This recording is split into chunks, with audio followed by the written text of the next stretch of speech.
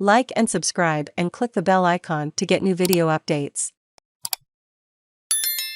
Reject the language of the Spiv. True conservatives know our housing injustice invites societal peril. May 20, 2022, 12:00 p.m. Save login, register or subscribe to save articles for later.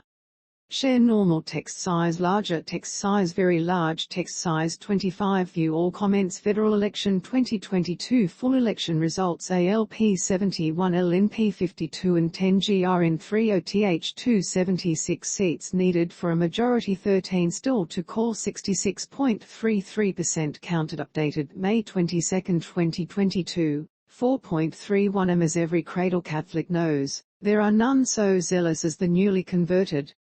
In the Australia of this election campaign, though, the cause is not one's personal salvation but the political hopes of Scott Morrison and Anthony Albanese, and the fruit of their conversions are their competing plans to help young Australians own their first homes. This is all, sadly, too little, too late, for too many. Give them shelter. Leaving the forgotten people behind invites an inevitable backlash. Credit Peter Ray for well over a decade. Anyone aged 40 and under knew of the, frankly, catastrophic inequities of Australia's housing situation.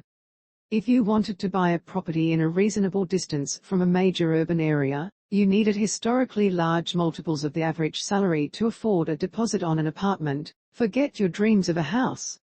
As for those whose aspiration was simply to rent a decent apartment with some security of tenure, from landlords who were not slumlords, that too ran into the reality of a lack of habitable dwellings for rent. It is beyond strange that this state of affairs has arisen under the coalition, whose legacy conservatism, now sadly sapped by the dripping wet Spivocracy that cloaks itself in modern liberal guise, was popularized by Sir Robert Menzies. It was Menzies who spoke in 1942, in the depths of war, not just of the forgotten people, but also of their aspirations for a home of their own, to which we can withdraw, in which we can be among our friends, into which no stranger may come against our will. Menzies made the case on moral grounds that home ownership was good for not just the citizen but for the person too. Sadly, those in recent times who have followed but never succeeded Menzies, did little. It remains a mystery what, if anything, Tony Abbott was doing during his brief prime ministership, let alone to solve our housing problems. As for Malcolm Turnbull, his view from Point Piper never included those struggling to buy their first place. Now, Scott Morrison, facing electoral oblivion and a legacy of electing Australia's most left-wing Prime Minister ever, has, finally, realised that he had to do something about housing.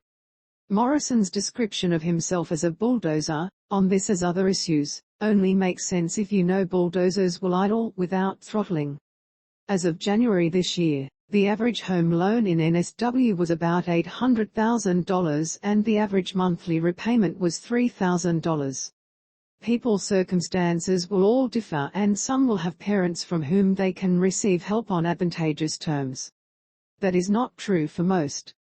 Moreover, even with reports of a slowing in home price growth, apartments in Sydney suburbs, with a bathroom and laundry, and modest outgoings, are in high demand and will still leave you with little if any change from $1 million to purchase, or will be rented for an astronomical percentage of the mean salary. The plight of those with children and thus needing more space is, frankly, a matter our system leaves to the vagaries of the housing market. The shortage of social housing is a scandal in and of itself. It went without saying that all civilized societies agreed that humans need food, clothing and shelter to survive, let alone flourish. Somehow, in Australia in the early 21st century, the civil compact was reduced to exclude shelter. We allow these injustices to persist at our societal peril, knowing the inevitable backlash.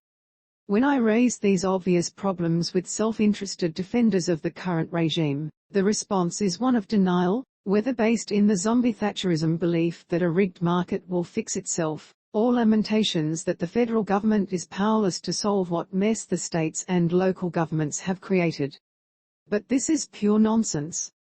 First, there is no constitutional reason that the states cannot legislate for property developments that will prioritize owner-occupiers and, especially, first home buyers. Second, the Commonwealth, via the grants power in Section 96 of the Constitution, could legislate for financial assistance to the states to be conditional on the building each year of so many new dwellings in each state, with such assistance to be withheld to the degree a state government is a captive of its NIMBY intifada. Legislating thus does not mean any lack of realism about human avarice, or the tendency, especially in Sydney, for some to borrow beyond their means, for lifestyles they cannot